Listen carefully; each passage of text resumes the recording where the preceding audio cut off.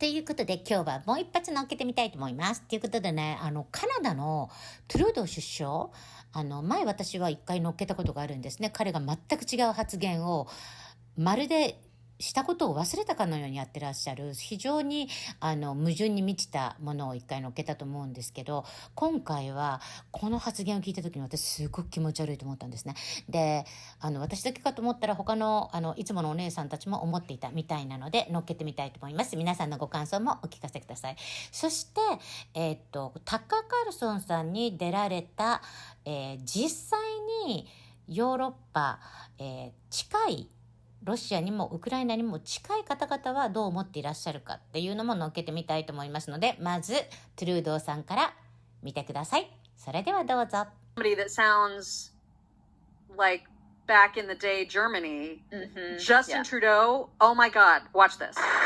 Canadians know this is a question of right or wrong. Canadians know that yes, it is incredibly hard for Ukraine to continue to stand against Russian aggression.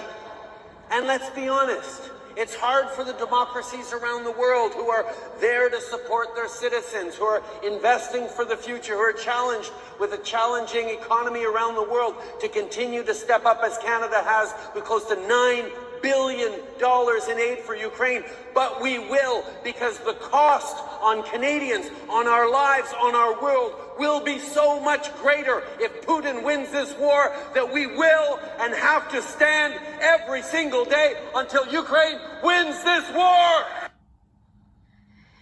Oh, what the My God. That guy. God. Yeah.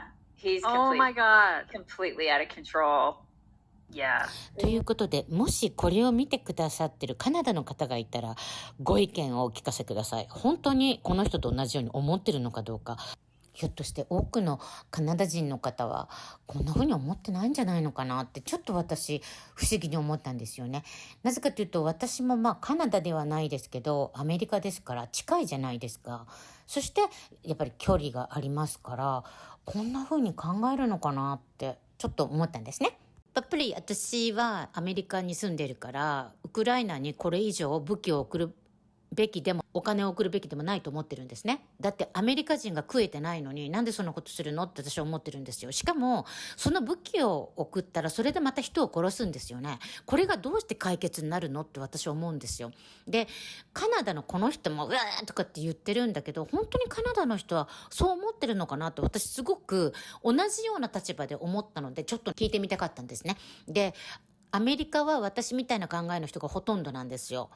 だからニューヨークブルーステートのような民主党支持の街でさえもこうやってウクライナに送ってる場合かってみんな怒るんですね。だからカナダの人もどうかなと思ってるんですって。これっていうのはカナダとアメリカっていうのはすごくウクライナからもロシアからも遠い国なんですよ。で実際近くに住んでる人は本当はどう思ってるのかなって本当に長く歴史を育んできた両国と育んできた近くの国はどう思ってるのかなっていうのは私一番知りたいんですね。だってアメリカが思うのと日本が中国との関係台湾の人が中国との関係で思うのと全然違うと思うんですね。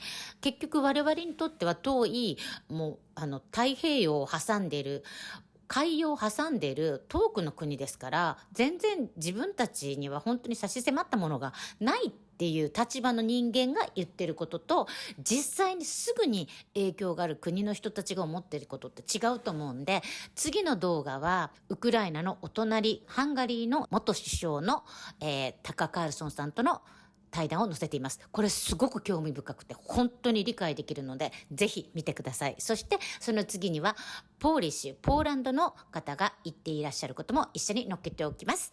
長いんですけど見てください。どうぞ。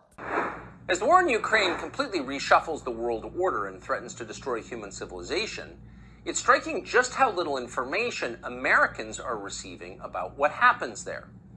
The nation of Hungary shares a border with Ukraine.Its leader, Viktor Orban, the nation's longest-serving prime minister, has been dealing with the Russians all of his life. He grew up under Russian occupation. As a young man, he was arrested and thrown into jail by Russian-backed police for his efforts to liberate the country. And as prime minister, he's dealt regularly with Vladimir Putin, whose nation supplies Hungary with most of its energy. Viktor Orban understands Russia and Ukraine. So 2 years after we last spoke to him, we returned to Hungary to sit down with Prime Minister Viktor Orban and ask him what exactly is happening in Ukraine right now. Here's what he said. So in the United States, the view is that Ukraine is winning this war. It doesn't sound like that's true. No, it's a lie. It's not just a misunderstanding. It's a lie. It's impossible. Everybody who's in politics and understand the logic, the figures, the data, no way. Why is it impossible? Because that way, the poor Ukrainians die every day. Yes. Hundreds and thousands, you know. So my heart is with them.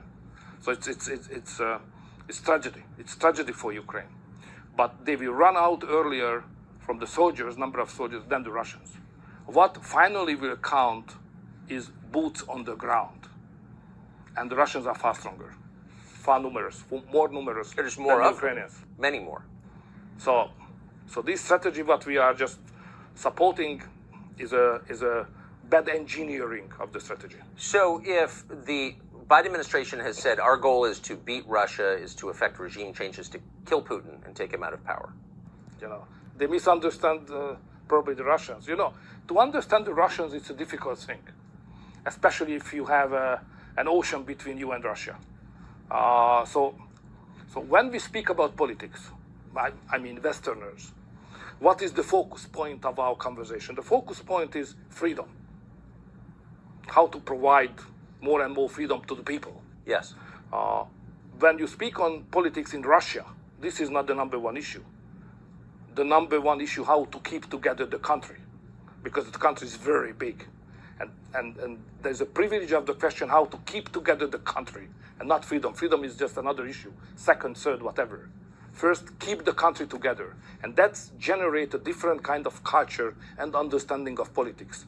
That's create a kind of military approach like Yes. they have. Always on security, safety, buffer zone, geopolitical approaches. It's not our culture, it's a different approach. It's legitimate to have that because it's their history. But we have to understand that we cannot beat them as we do just now. It's impossible. They will not kill their leader. They will never give it up. They will keep together the country and they will defend it. We finance more, they will invest more. If we send more technical equipment, they will produce more. So don't misunderstand the Russians. So they're not going to get sick of Putin and throw him out. Come on, it's a joke. What would happen if the West succeeded in killing Putin? What would happen to Russia and its nuclear stockpiles? Okay, so that's okay. May I recall one of my experience? Yes. So I was prime minister exactly at the time when the change happened in Russia, Putin after Yeltsin. Yes. Yeltsin was very weak and getting weaker and weaker. And I do remember the fear of that time here in Hungary and in Europe as well, whether there will be a new leadership or not. So the real fear here was that there will be an anarchy in Russia. Yes. Putin is out and no new guy who is coming in strong enough to keep together the country, the nuclear arsenal and the army control and so on.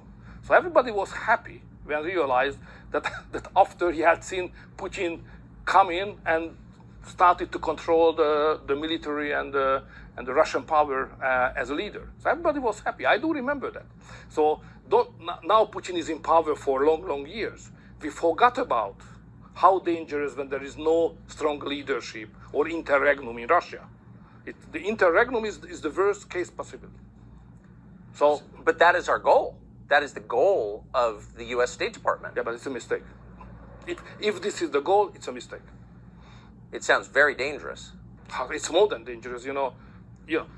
Okay, if to sit in Washington, safe United States, is a different feeling than to sit here in Budapest.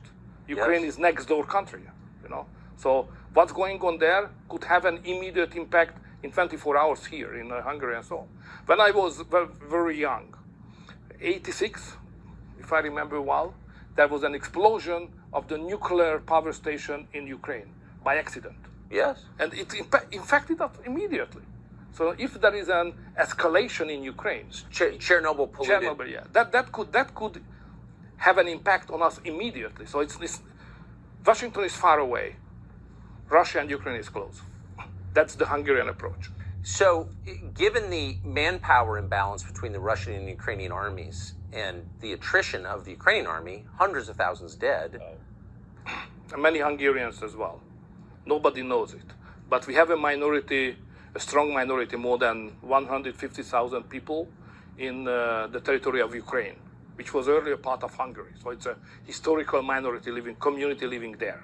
They are part of the Ukrainian state, and they are conscripted now to the army. And they die. They fight for Ukraine, and Hungarians, soldiers dying for Ukraine as Ukrainian citizens. So we lost, Hungarian nation, we are losing lives daily as also. At a certain point, they're going to need more men. They're going to need more soldiers. Where are they going to come from?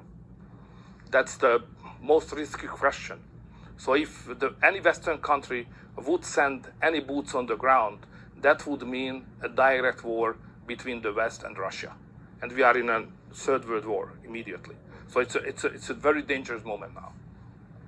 That's obvious to you. Absolutely. Not for me. Everybody on the street. All the ordinary citizens are aware that we are living in a very dangerous moment. So the third world war couldn't knocking on our door. So we have to be very, very careful.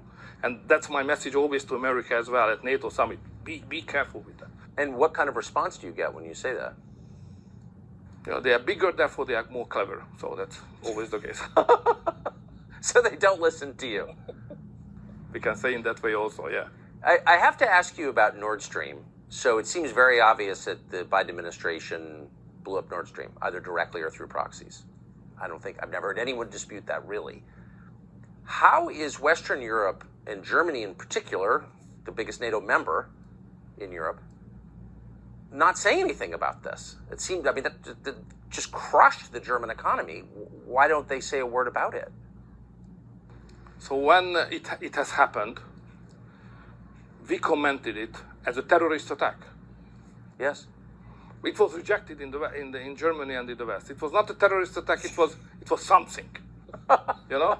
So that's a kind of evidence of lack of sovereignty. But it's the job of the Germans. I would not like to criticize them. What we Hungarians did immediately, we made clear that there is another pipeline, not just Nordic Stream, but there is a southern stream, coming gas from Russia through the southern corridor. Turkey, Bulgaria, Serbia, Hungary. And together with the Serbian Prime Minister, President, we did very clear that if anybody would like to do the same thing with the southern corridor as it was done with the northern one, we consider it as a reason for war or terrorist attack, and we will immediately react. So don't do that. Probably you can do it with the Germans, but you can't do that with this region. That was very much clear. Do you think people understand that? I think so. You were not speaking to the Russians when you said that. On that subject. Yes. It's a Hungarian issue. It's not a Russian issue.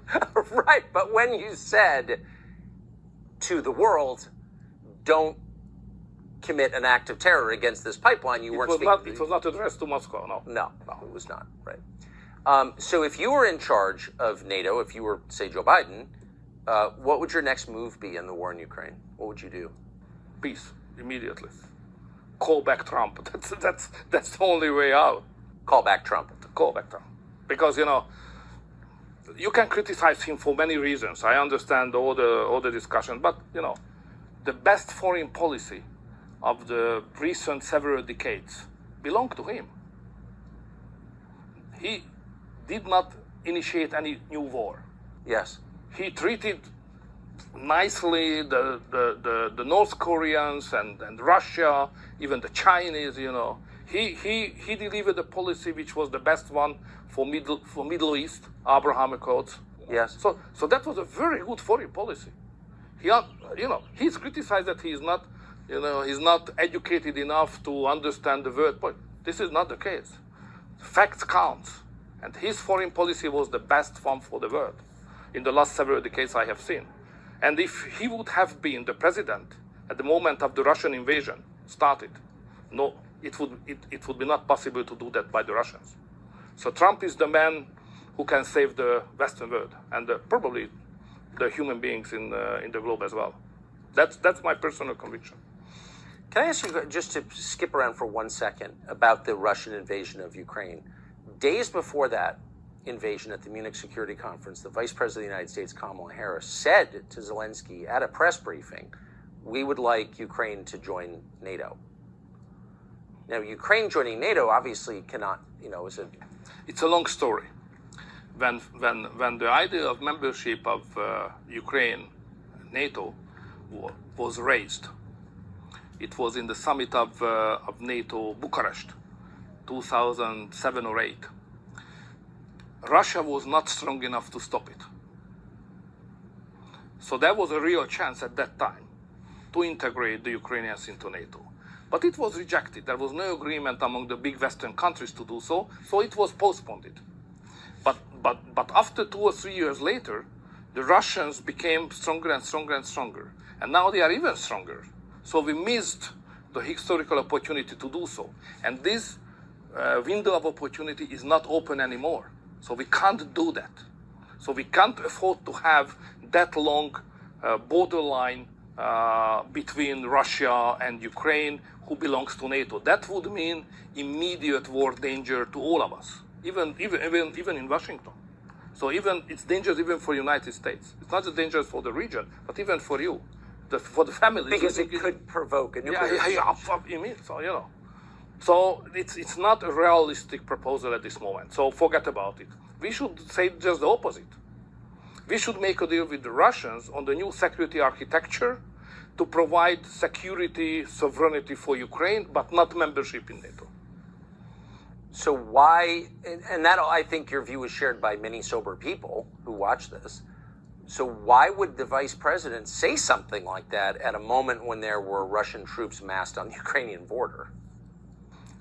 It's difficult to follow the mindset of a big power like you are. So it's a different approach to everything than the approach of 10 million people of Hungary with the historical experience, knowing the Russians better than you know. You always think that you know better because of the Cold War, but it's not the case. They never occupied Washington. Yeah. You should ask us. How does it work? What is the way of thinking? What is the cultural context? So back to the piece, if you were in charge, or if Trump were to win in 2024, how would you approach that? What would it look like, the settlement? First, you should admit, probably publicly acknowledging, that the key is in your hand. So if United States would like to have a peace, next morning there is a peace. Because it's obvious that the Ukrainians, the poor Ukrainians on their own, they are not competitive in this war.